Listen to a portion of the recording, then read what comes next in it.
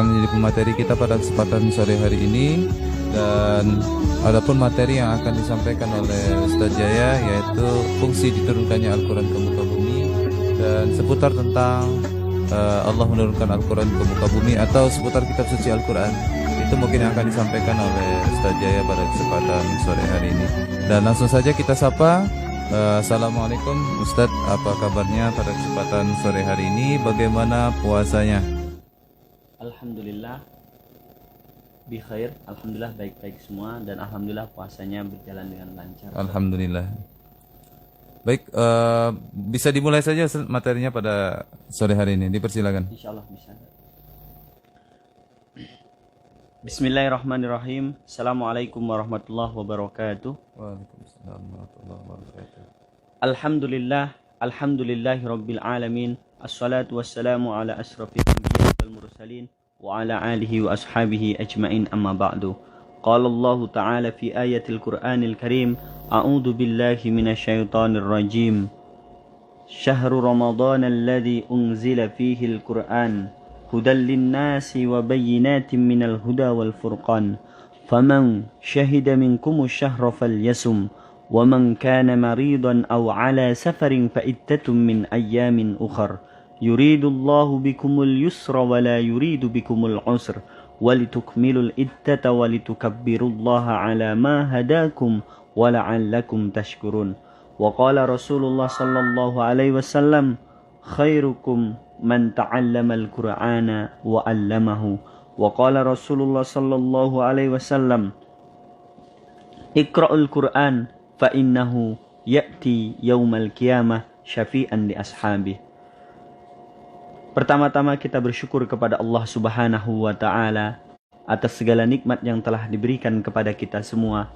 Nikmat iman, nikmat Islam, nikmat kesehatan, dan nikmat kesempatan. Oleh sebab itu wajib bagi kita semua untuk bersyukur kepada Allah Subhanahu wa taala dengan mengucapkan alhamdulillahi rabbil alamin.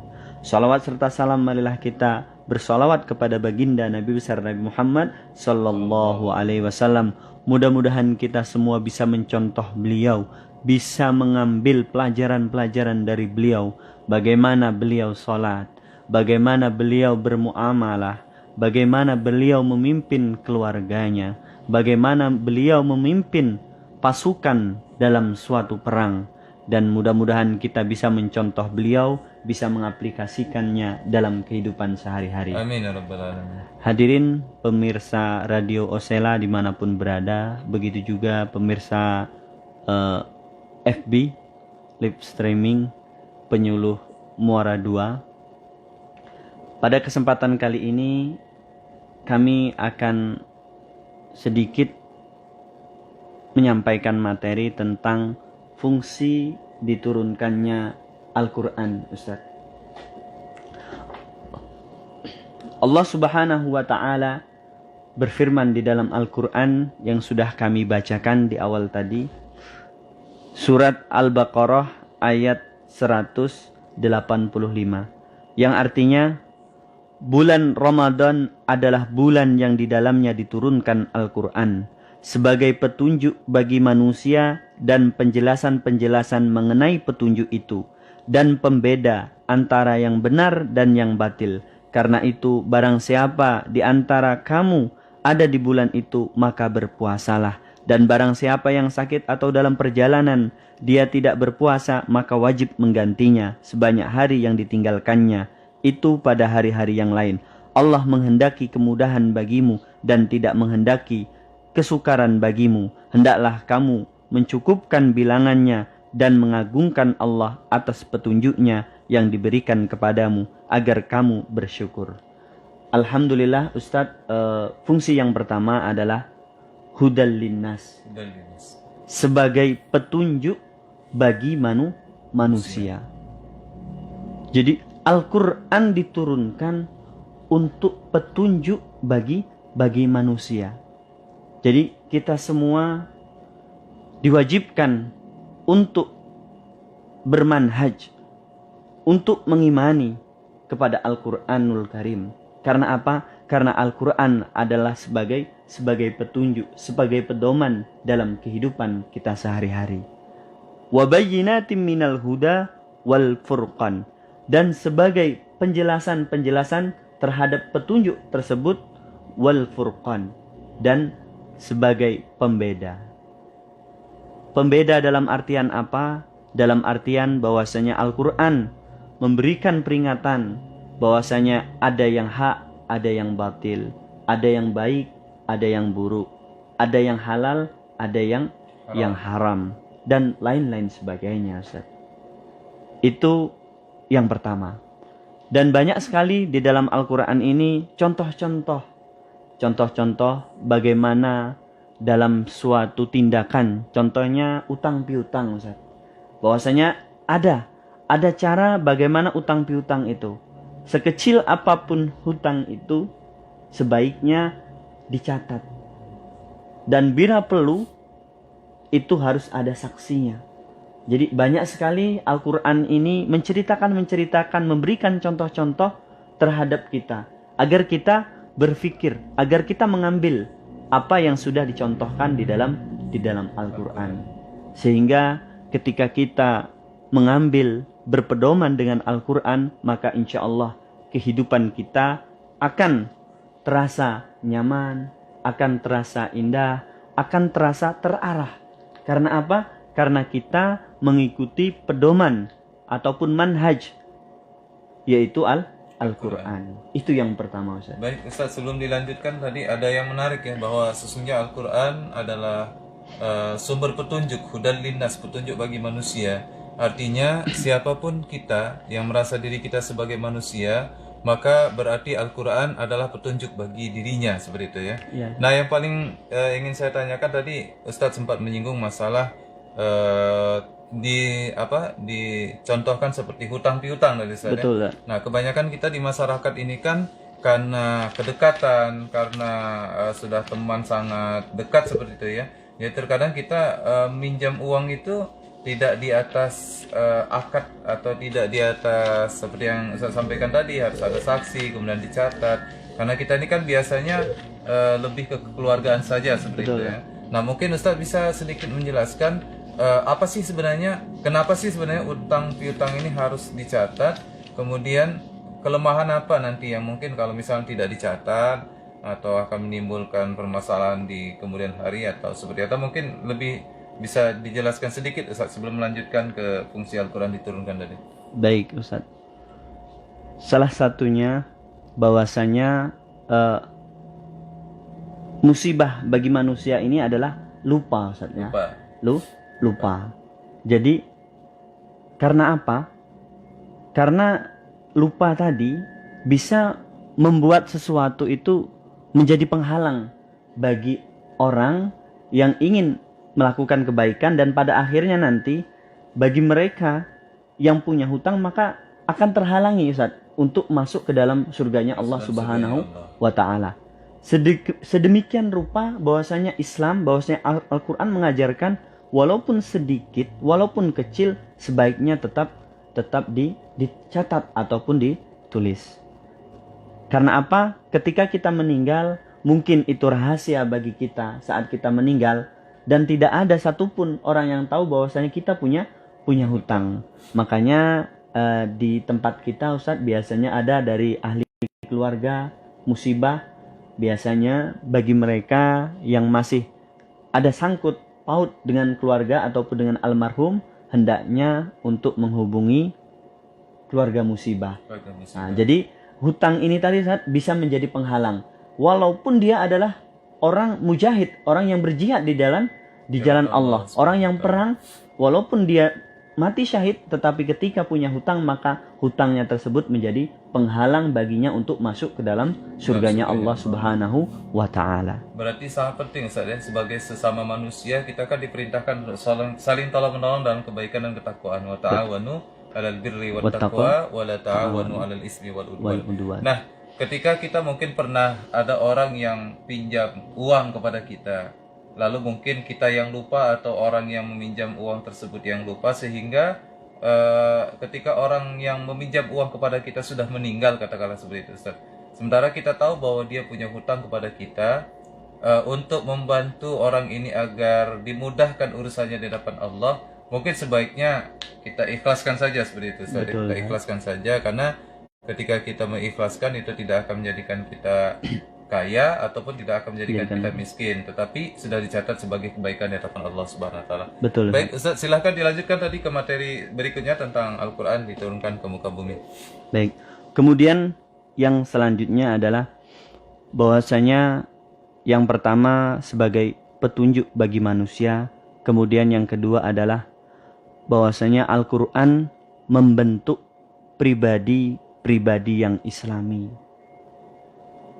Setelah kita mengimani, setelah kita mempelajari, kemudian kita mengamalkan apa-apa yang ada di dalam Al-Qur'an, baik itu kita membaca tafsir-tafsirnya dan membaca hadis-hadis dan belajar lagi ilmu fikih, maka seseorang muslim setelah beriman, setelah mempelajari, maka akan terbentuk yang namanya pribadi-pribadi yang islami. Dalam keluarganya, Ustadz, sholat 5 waktu mungkin sudah tidak disuruh-suruh lagi, anak-anaknya mungkin tidak dipanggil-panggil, nak sholat nak, dan seterusnya. Kemudian seorang istri juga sudah langsung otomatis memahami dan taat kepada suaminya dan lain-lain sebagainya. Setelah mempelajari, memahami Al-Quran, maka terbentuklah yang namanya pribadi-pribadi islami dalam segala cara, Ustaz. Dari mulai tidurnya, sebelum tidur berdoa, sebelum tidur mengambil air wudhu, kemudian membaca surat-surat pendek, kemudian membaca ayat kursi dan lain sebagainya, berdoa. Kemudian tidurnya dalam keadaan suci, dan kemudian bangun tidur, kemudian berdoa dan lain-lain sebagainya. Dan inilah ketika beriman kemudian mengikuti pedoman di dalam Al-Quran, maka terbentuklah yang namanya pribadi islami, khususnya dalam dunia yang kecil, lingkup kecil, yaitu keluarganya, Ustaz. Itu yang kedua, Ustaz. Baik, jadi pemirsa dimanapun berada dan seluruh kawan-kawan yang menyaksikan streaming Facebook Penyuluh Agama Islam Kecamatan Muara II, luar biasa materi kita pada kesempatan sore hari ini. Kita mendapatkan pengetahuan yang baru, ilmu yang baru, dan kami masih menantikan pertanyaan dari kawan-kawan, dari pendengar yang lewat streaming. Kami persilahkan untuk menulis di kolom komentar kalau ada yang ingin ditanyakan. Dan bagi kawan-kawan yang mendengarkan kami lewat 95,4 Radio Osela, kami kembali membuka kesempatan kepada para pendengar untuk memberikan pertanyaan kepada kami melalui WA 082377158878. Baik Ustadz, alhamdulillah tadi sudah begitu sangat menarik ya. Seperti yang Ustadz sampaikan tadi bahwa Al-Quran itu turun sebagai petunjuk bagi manusia, kemudian penasihat, seperti itu ya. Jadi dengan adanya Al-Quran, maka Allah Subhanahu Wa Taala menciptakan kita sebagai manusia sepaket dengan dengan petunjuknya, seperti itu ya. Karena seperti halnya kita beli HP baru misalnya, itu kalau kita tidak baca buku petunjuk yang terdapat di dalam kotak itu, kemungkinan HP-nya mudah rusak, seperti itu. Kita kurang paham apa yang harus kita lakukan. Tapi ketika kita baca buku petunjuknya, maka insya Allah penggunaan HP-nya akan lebih baik, lebih lama, seperti itu. Jadi tadi menarik, seperti yang saya sampaikan bahwa ketika seorang suami, ketika seorang istri sudah menjadikan Al-Quran sebagai petunjuk dalam kehidupannya, dengan sendirinya nanti Al-Quran akan menjadi penasihat bagi kehidupannya, menjadi penasihat bagi rumah tangganya, menjadi penasihat bagi anak-anaknya dan seterusnya. Nah, ini sangat menarik sekali. Artinya ketika kita ingin mendapatkan banyak kebaikan, ingin mendapatkan banyak sekali kebaikan-kebaikan dalam hidup, maka hendaknya kita lebih mendekatkan diri kepada Al-Quran terutama, seperti itu, Ustaz ya. Iya, boleh dilanjut Ustaz ke yang ketiga. Kemudian yang ketiga yaitu bahwasanya fungsi Al-Quran yang selanjutnya adalah membimbing dan memandu manusia. Bahwasanya Rasulullah Shallallahu Alaihi Wasallam diutus ke muka bumi sebagaimana sabdanya, innama buistu liutammima makarimal akhlak. Jadi Rasulullah Shallallahu Alaihi Wasallam diturunkan ke muka bumi ini untuk menyempurnakan akhlak. Betapa pentingnya akhlak ini, Ustaz, bagi kita semua, bagi dalam keluarga kita, dalam dunia pendidikan, dan anak-anak kita dan generasi-generasi kita. Bagaimana akhlak ini diutamakan. Bahkan akhlak ataupun adab itu sebelum ilmu, Ustaz. Jadi Betul. dalam kehidupan sehari bagaimana kita diajarkan untuk sopan santun, yang kecil menghormati yang besar menyayangi yang kecil. Betapa indahnya Islam ini memberikan pelajaran-pelajaran kepada kita. Seorang pemimpin memberikan contoh kepada masyarakat kecil.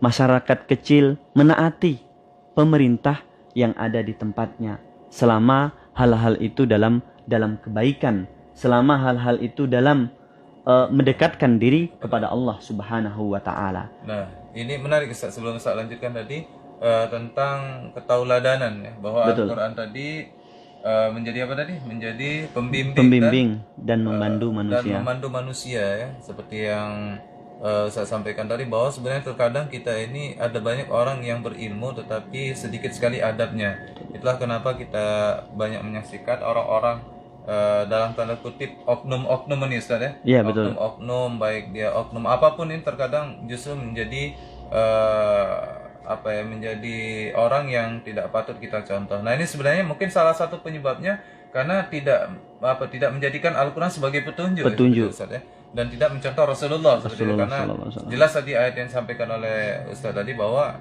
laqad kana lakum fi Rasulillah uswatun hasanah. Jadi contoh suri tauladan yang baik itu adalah ada dalam di Rasulullah. Nah, mungkin salah satunya atau permasalahan sekarang ini selain jauhnya masyarakat kita dengan Al-Qur'an, tidak menjadikan Al-Qur'an sebagai pedoman hidup, sehingga kurangnya adab tadi, kurangnya sopan santun tadi. Mungkin ada penyebab-penyebab lain Ustaz yang bisa disampaikan. Apa sih yang menjadi penyebab kenapa masyarakat kita sekarang, katakanlah sebagian, tidak semuanya Ustaz, ya, betul. sebagian sekarang ini sudah seperti kayak terkikis yang namanya adab ini tadi.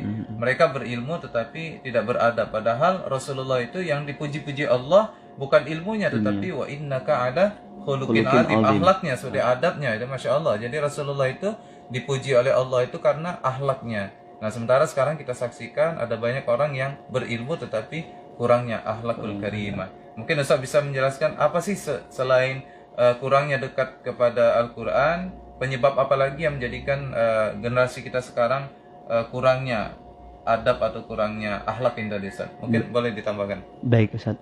Salah satu penyebabnya tentu Ustaz, anak-anak ini apalagi di saat sekarang ini adalah pandemi Covid, dan anak-anak saat ini mungkin beraktivitasnya banyak sekali di rumah Ustaz. Selain di rumah mungkin di lingkungan terdekat. Dan kita tahu Ustaz, saat ini mungkin sebagian besar yang di kota itu ayah dan ibunya sama-sama bekerja. Dan anak-anak di rumah dengan bebasnya untuk beraktivitas apa saja Ustaz. Bahkan setiap anak kecil pun saat ini Ustaz ada yang namanya gadget. Ataupun HP. Tentunya permasalahan yang utama adalah mungkin sebagian besar adalah di dalam keluarga Ustaz, di dalam rumah tangga. Bagaimana seorang ayah sibuk mungkin main HP, anaknya juga sibuk, ibunya juga sibuk. Jadi mereka ngomong itu bisa jadi pakai HP, WA-WA-an Ustaz ya. Saking ininya, saking sama-sama sibuk. Nah, jadi disinilah mungkin terkikisnya adab kita tadi. Jadi untuk memperbaiki hal tersebut adalah bisa kita mulai dari keluarga kita masing-masing, dari hal-hal yang kecil Ustaz. Mungkin itu saja. Jadi sebagai tambahan, sebagaimana telah disampaikan oleh Ustaz Jaya tadi, sekarang memang terjadi degradasi atau terjadi perubahan yang sangat luar biasa, di mana orang tua zaman dahulu itu mereka gemar bercerita kepada anak-anaknya. Kemudian terjadi keharmonian yang luar biasa dalam rumah tangga. Tapi sekarang nyatanya kita banyak melihat rumah tangga itu individualistis. Betul, bahkan dalam lingkungan keluarga, di mana ketika sudah sampai di rumah, ibu sibuk dengan HP-nya, ayah sibuk dengan HP-nya, anak sibuk dengan HP-nya, sehingga tidak terjadi komunikasi yang baik dalam rumah tangga. Maka pendengar dimanapun berada, beserta seluruh pemirsa dimanapun berada, Ramadan kali ini harus menjadi Ramadan terbaik bagi kita. Salah satunya kita harus merubah mungkin pola hidup kita, terutama dalam hal keluarga ini, dimana kita sebagai ayah hendaknya lebih memperhatikan lagi keluarga kita, istri kita, anak-anak kita. Kemudian sebagai seorang ibu juga harus lebih perhatian lagi kepada anak-anaknya. Sebagai anak juga harus bisa mencari kesempatan kapan dia mencari perhatian kedua orang tuanya, seperti itu. Kita bangun interaksi yang luar biasa kembali dalam rumah tangga, dan kita bangun interaksi sosial dalam rumah tangga. Jangan sampai dalam rumah tangga justru hilang interaksi sosial. Ustadz, tanpa terasa waktu kita ini ternyata sangat mepet sekali ya. Sangat sedikit sekali, tinggal tersisa. Jadi mungkin Ustadz boleh menyampaikan lanjutan dari apa yang ingin Ustadz sampaikan, sekaligus closing nanti Ustadz. Silakan.